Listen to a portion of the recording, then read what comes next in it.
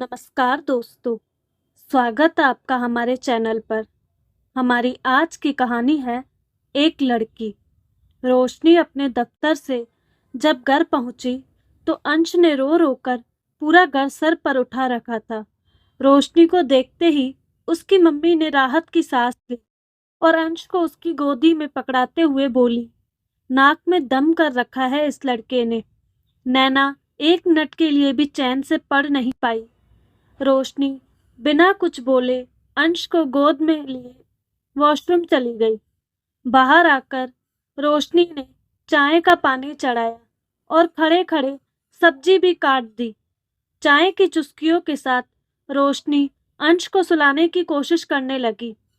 अंश के नींद में आते ही रोशनी की भी आंखें झपकने लगी थी कि तभी मम्मी कमरे में तूफान की तरह घुसी और बोली, रोशनी, थोड़ी बहुत मेरी भी मदद कर दिया करो। मेरे जीवन में तो सुख है ही नहीं। पहले बच्चों की जिम्मेदारी उठाओ, फिर उनके बच्चों की। रोशनी जेबती सी बोली। मम्मी अंश को सुलाते सुलाते नींद लग गई थी। अंश को सुलाकर रोशनी बाल लपेटकर रसोई में घुस गई थी। पापा व मम्मी के लिए परहेजी खाना, नैना के लिए हाई प्रोटीन डाइट और खुद के लिए बस जो भी दोनों में से बच जाए। जब रोशनी रात की रसोई समेट रही थी तब तक अंश उठ गया था। रोशनी की रोज की यही ही दिनचर्या बन गई थी। मुश्किल से 5 घंटे की नींद पूरी हो पाती है। रोशनी ने अंश के लिए दूध तैयार किया और फिर धीरे से अपने कमरे का दरवाजा बंद कर लिया था। अगर अंश की जरा भी आवाज बाहर आती थी तो सुबह मम्मी के सिर में दर्द शुरू हो जाता था। रोशनी की जिंदगी कुछ समय पहले तक बिल्कुल अलग थी।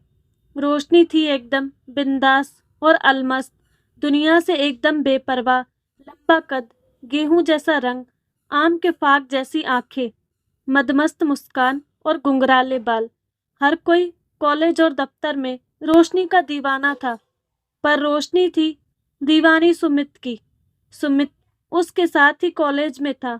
दोनों की मित्रता गहरी होते होते प्यार में परिवर्तित हो गई थी। रोशनी के मम्मी पापा सुमित के घर गए थे और सुमित के मम्मी पापा के तेवर देखकर उन्होंने रोशनी को आगाह कर दिया था, बेटा, ऐसा प्यार बहुत दिनों तक नहीं टिकता। हमारे यहाँ प्यार दो लोगों के बीच नहीं बल्कि दो परिवारों के बीच होता है। हमारा और उनका परिवार काफी भिन्न है। पर उस समय तो रोशनी को कुछ समझ नहीं आ रहा था। लड़ झगड़ कर और मिन्नतें करके आखिरकार रोशनी ने अपने परिवार को मना ही लिया था। सुमित का परिवार भी बड़ी बेदिली से तैयार हो गया था। जब रोशनी और सुमित हनीमून पर गए तो रोशनी को सुमित का व्यवहार अजीब सा लगा। रोशनी पुरुष और स्त्री के रिश्तों से अब तक अनभिज्ञ ही थी। सुमित न जाने क्यों प्रेम कीड़ा के दौरान हिंसा को उठता था। रोशनी पूरी तरह संतुष्ट भी नहीं हो पाती थी और सुमित मुंह फेरकर सो जाता था। हनीमून से वापस आकर भी सुमित के व्यवहार में कोई परिवर्तन नहीं आया। रोशनी को समझ नहीं आ रहा था कि वह क्या करे और किससे बात करे।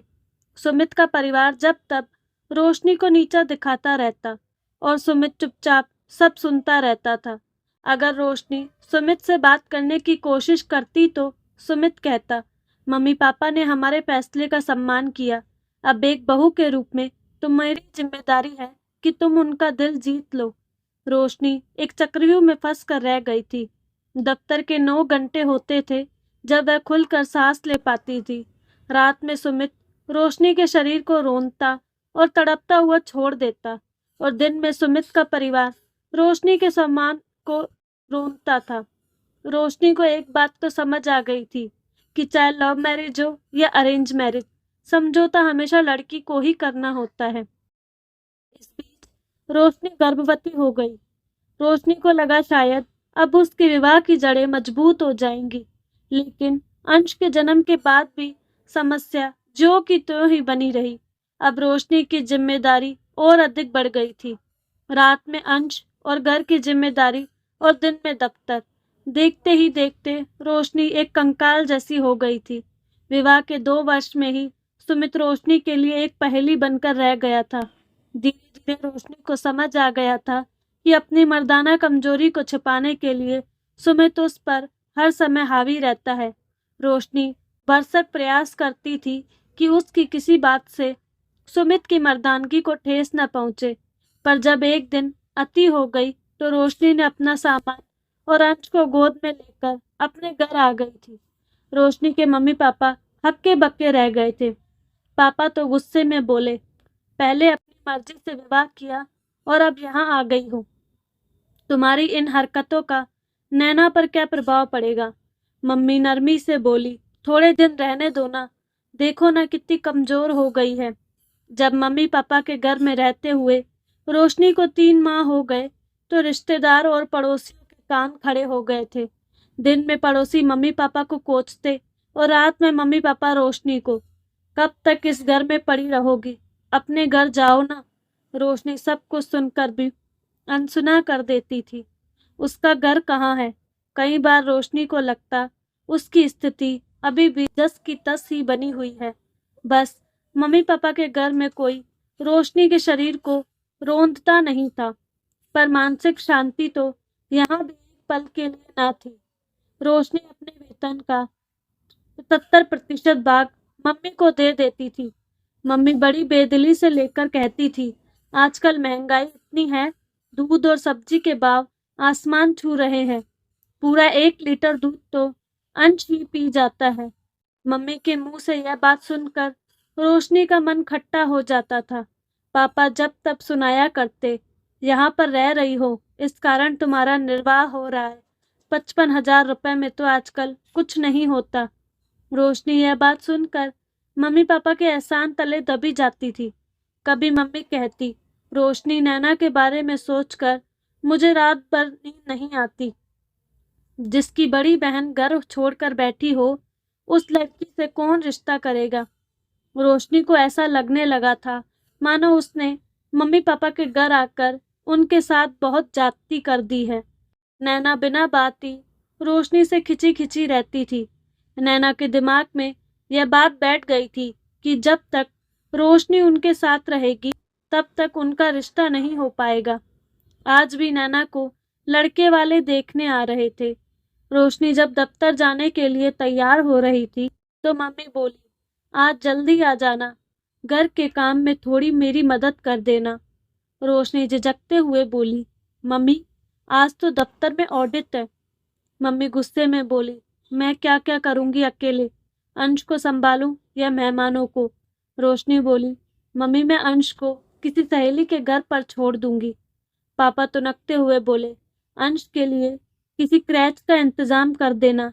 मेरी और तुम्हारी मम्मी की उम्र नहीं कि छोटे बच्चे की जिम्मेदारी उठाने की। नैना बोली, रोशनी दीदी आप अच्छा खासा कमाती हो, कम से कम अंश के लिए तो एक मिनट तो रख सकती हो। दफ्तर जाकर रोशनी ने जल्दी जल्दी काम निपटाया और फिर हाफ डे लेने के लिए जब बॉस के पास गई तो बॉस बोले, रोशनी यह तुम्हारा इस माह का तीसरा हाफ डे है। घर आकर रोशनी ने फटाफट पकोड़े तले, हलवा भूना और फिर जल्दी से अंश को लेकर अपने कमरे में बंद हो गई थी। रोशनी मेहमानों के सामने पड़ना नहीं चाहती थी। इस बार नैना की बात बन गई थी। जैसे ही मम्मी यह बात बताने रोशनी के कमरे में गई तो अंश एकदम से बाहर आ गया। मजबूरी में मम्मी पापा को रोशनी का परिचय मेहमानों से करवाना पड़ गया था। मेहमानों ने जब रोशनी के उसके घर और पति के बारे में पूछताछ की तो पापा बात संभालते हुए बोले, अरे रोशनी तो अभी आपके आने से पहले ही आई है। हमें अंश से बहुत प्यार है, इसीलिए आती जाती रहती है। लड़के वालों की तरफ से लगभग बात फाइनल थी। पूरा परिवार बेहद खुश नजर आ रहा था। मम्मी रोशनी से बोली, अब तुम अपने घर जाने के बारे में सोचो। रोशनी तुम्हारी गलतियों की सजा नैना को नहीं मिलनी चाहिए। रोशनी सोच ही रही थी कि उसके मम्मी पापा इतने पत्थर दिल कैसे हो सकते हैं। सब कुछ तो बता चुकी है वह उन्हें। रोशनी रोज सोचती कि वह कहाँ जाए। उसे अपने ऊपर विश्वास नहीं था कि वह अकेली रह पाएगी। रोशनी ने यह तय कर लिया था कि वह वापस सुमित के घर चली जाएगी। वह सुखी नहीं तो ना सही, कम से कम उसके कारण नैना की जिंदगी में कोई समस्या नहीं होनी चाहिए। ऐसे ही एक दिन जब रोशनी दफ्तर में मायूस सी बैठी हुई थी, तो उसकी सहकर्मी अंकिता उसके पास आकर बैठ गई और बोली, रोशनी, आज पार्टी करने चलोगी क्या? रोशनी की अंकिता से कोई दोस्ती न थी, पर न जाने क्यों रोशनी फपक फपक कर रो उठी और अपनी पूरी कहानी सुना दी। अंकिता बोली, अरे तुम तो क्यों एक बैल की तरह इधर उधर सहारे की तलाश में घूम रही हो? तुम एक स्वतंत्र महिला हो, अपना और अपने बेटे का ख्याल खुद से रख सकती हो। रोशनी बोली, अंकिता, मेरे पास अपना घर कहाँ? वहाँ घर मेरे पति का था और यह मेरे घर मम्मी पापा का। मैं कैसे अंश को लेकर अकेली रह सकती हूँ? गलती मेरी ही है, तो फिर सजा भी तो मुझे ही भुगतनी होगी। अंकिता हंसते हुए बोली, बेवकूफ लड़की, अपनी मर्जी से विवाह करना एक गलत फैसला हो सकता है, पर यह कोई ऐसी गलती नहीं कि तुम्हें इसकी सजा मिले। इन सामाजिक बेड़ियों से बाहर निकलो, अपने आप को और अपना घर खुद बनाओ। अंकिता दफ्तर में एक चालू महिला के रूप में जानी जाती थी, क्योंकि वह अपनी जिंदगी को अपने हिसाब से जीती थी। लेकिन जिंदगी के इस मुश्किल दौर में अंकिता ही थी जो रोशनी को समझती थी और उसकी डाल बनकर खड़ी रही थी। रोशनी को अंकिता से दोस्ती करने के बाद यह बात समझ आ गई थी कि हर स्वतंत्र महिला को समाज में चालू की संज्ञा दी जाती है। अंकिता की हिम्मत देने पर रोशनी अपने बेटे को लेकर मम्मी पापा का घर छोड़ने का फैसला कर लिया था। अंकिता ने ही आगे बढ़कर रोशनी को एक वकील से मिलवाया और रोशनी ने सुमित से लीगली अलग होने का भी फैसला कर लिया था। अंकिता ने जब रोशनी को उसके किराए के फ्लैट की चाबी पकड़ाई, तो रोशनी की आंखों में आंसू आ गए थे। अंकिता मुस्कुराते हुए बोली, रोशनी, फ्लैट भले ही किराए का है, पर इससे अपना घर बनाना अब तुम्हारी जिम्मेदारी है।